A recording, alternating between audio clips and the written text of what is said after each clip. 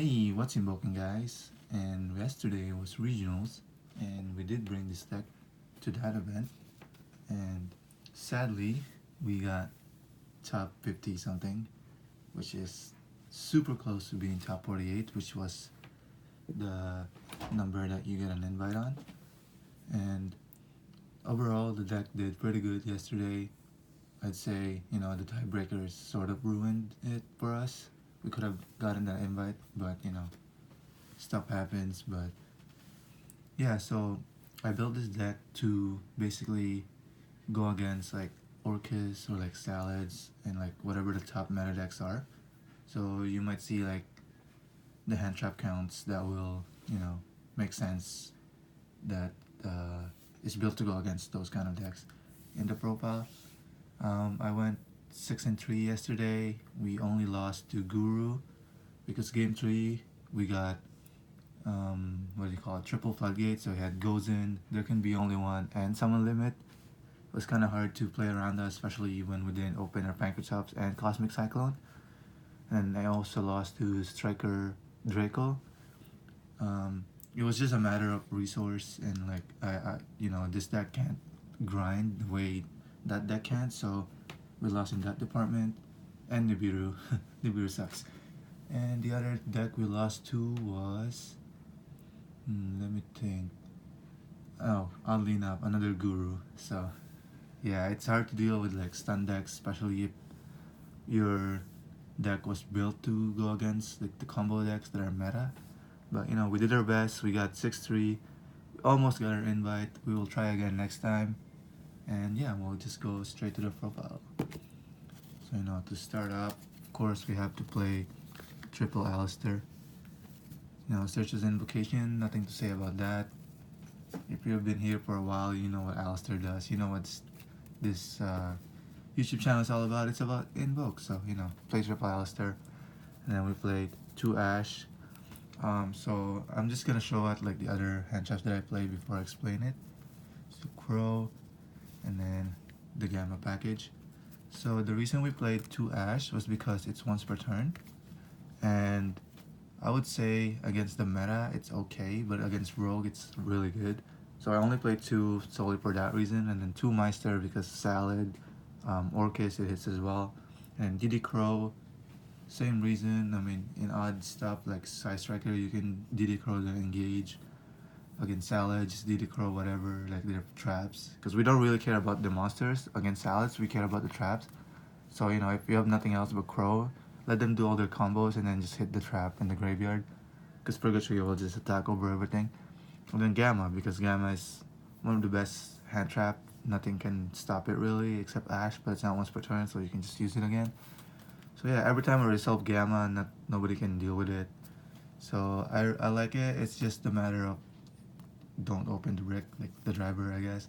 I opened it once yesterday, like the driver, but every other time I opened the Gamma, I won that game.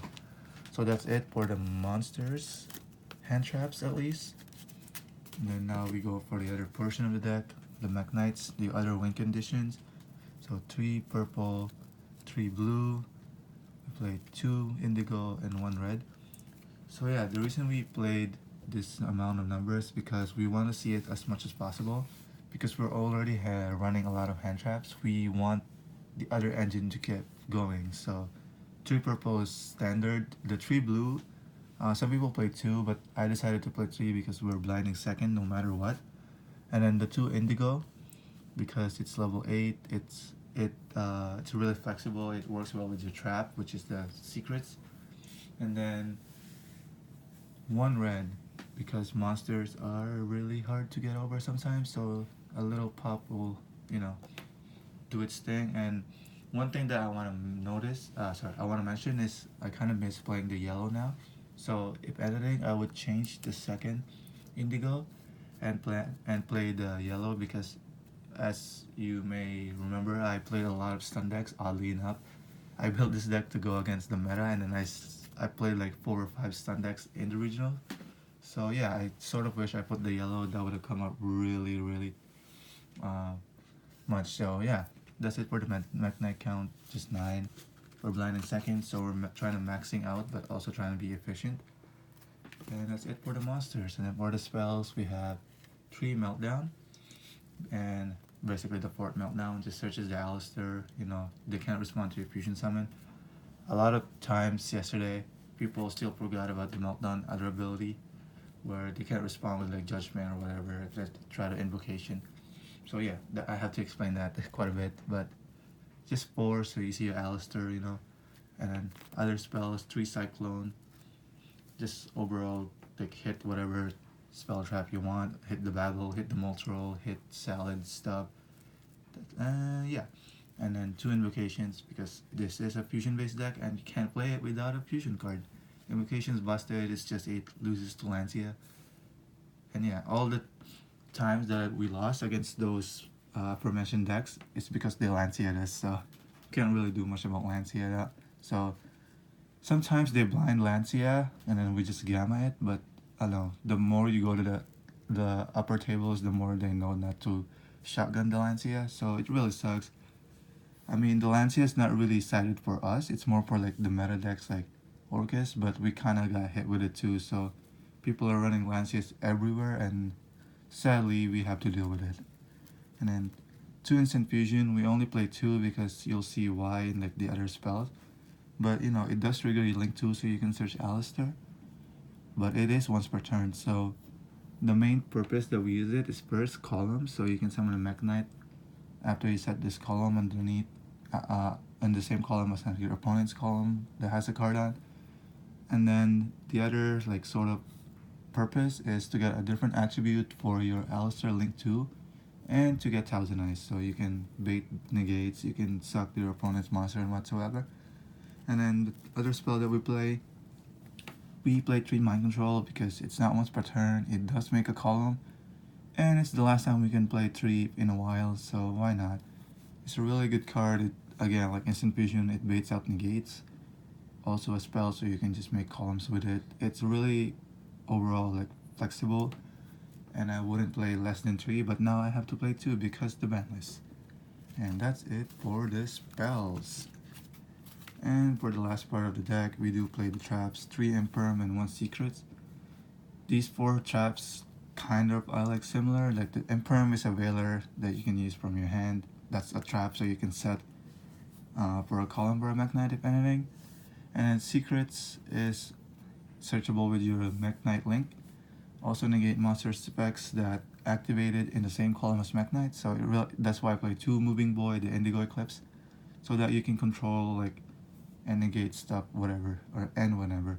And Imperm is just, you know, good because it can be called by the grave. And that's it for the main deck. That is 40 cards. If anything, as I said, I would try out and bring back the yellow again because I was playing yellow for the longest of time and I changed it with red. So I kind of miss the yellow. It would really come up, especially knowing the amount of times we played against Stun yesterday. And if we did have Thanos, we would definitely try to find space for Fantastical Dragon, Phantasme. Like heck, you can even just play 42 cards and play 2 of them. But overall, the deck is pretty solid. I like it. Everyone liked it, so yeah. And then we're gonna go to our extra deck, Almirage, because we want to make columns. Alistair is a 1 card like Mekk-Knight column, basically. You don't need your opponents to have any column, so any card in the column. Also good, sometimes it comes up, the protection effect did come up, like against some heroes, it's not heroes, some decks with destruction effect, just chain it, target whatever, like your Mikaba or like your Kaliga if you ended with that, and just, they can't deal with it, because you can't be destroyed by card effects. And then the Link 2, overall it's an invoke deck, so you want to search invocation as much as possible, and every time you fusion summon, you get to search an invocation. It's pretty good. With Meltdown, it's especially really good because you can't get strike in that effect. And then Phoenix for back row removal is also fire, but Almirage also provides me with the fire attribute already, so that Ash. But yeah, overall good back row removal. And then the Link 2, Morningstar, because you want to search the trap so you have more negates if you're ever forced to go first, or if you couldn't kill them but it's a simplified game state, there's no harm in, you know, trying to get more negates, trying to get them to stop doing stuff because you want to OTK them the next turn. It also has another effect that could come up when it can't be destroyed by battle or card effect.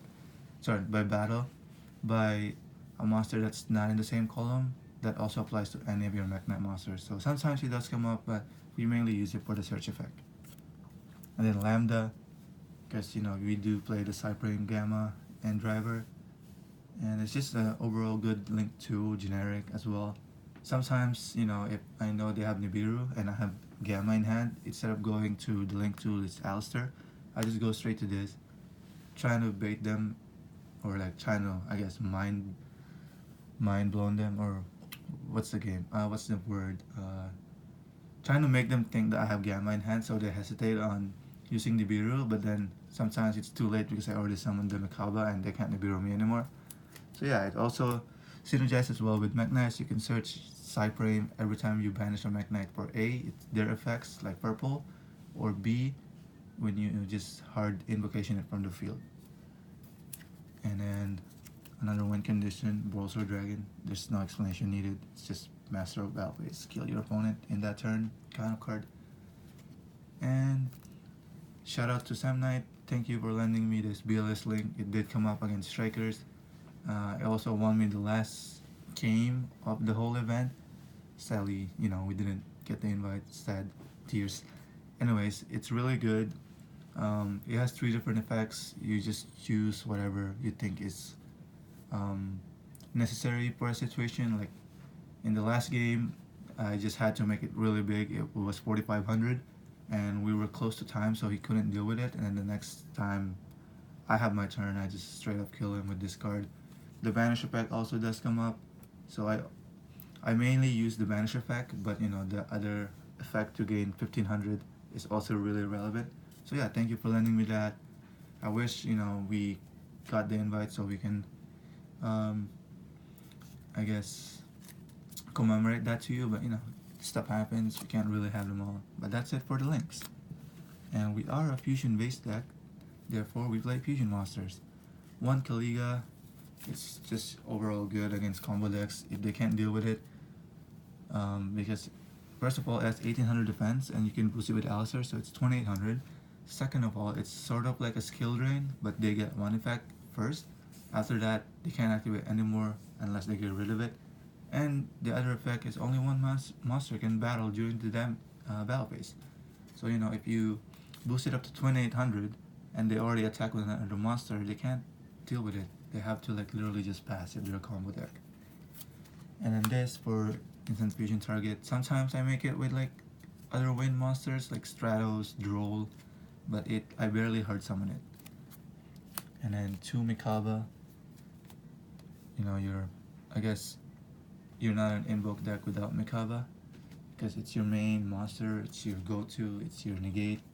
If you're trying to kill them, you summon this underneath Boral Sword and have a monster in hand just in case they try to Nibiru you. So yeah, it's really good. I wouldn't play more than 2 because the third one only comes up in the grind games, or if you play a more pure version. So if you don't have the budget for Boral Sword or the BLS link, just replace it with the third Mikaba. And then we do play the 2 Purg. Oddly enough, we did not play against a single Salad player, which is weird because Toronto loves Salad and Orcus, but it happens. But it's really good. It's your OTK machine alongside Boral Sword. It's literally just a free win against Salads 90% of the time. But yeah, 2 Purga Trio, because it just becomes so big, especially when you have 2 or 3 Alistairs in hand. You just kill them in that turn. And then Thousand Eyes, your honorary invoke monster. You can summon it off instant fusion. Also a dark, so you can make a Liga with it. But yeah, it baits negate. It's basically mind control. That's all I want to say about that. And then the last card is, because we did anticipate playing against a lot of Orcas, we do play the Dingirsu, so if you mind control the Galatea, it goes through, you just go straight to Dingirsu. So you can have protection for your cards. It's also a rank 8, that's generic, so you can literally just slap a purple and a indigo and make this, and heart make this. So yeah, overall, I wouldn't say I would change much except for the Dingirsu, because nobody's probably gonna play Orcus anymore. in the next format. We would have to see, we would have to play test, and we would have to see what the locals are planning. But you know, it might be another control format, so putting the yellow will really be nice. And the side deck, you know, always up to player's preference, but I'll show you mine just in case. Lancia, no explanation needed. System down, it's mainly for Orcus. Oddly enough, we did play against the Cyber Dragon deck, and this is also a blowout card against that deck. And that's the only time I ever saw it. So system down really worked in that situation. It banishes his whole field and graveyard, so sucks for him, I guess. And then we just OTK him that turn. So those are like your Orcus counters. And then the supposed salad counter, Nibiru. I mean, I was gonna main deck it, and then I realized that, you know, not everyone's going to try to play like a heavy combo deck and whatsoever. And it was a good choice to put it in the side deck because, as I mentioned before, we did play a lot of stun, which we did not appreciate. But you know, Nibiru did come up against heroes in the last round.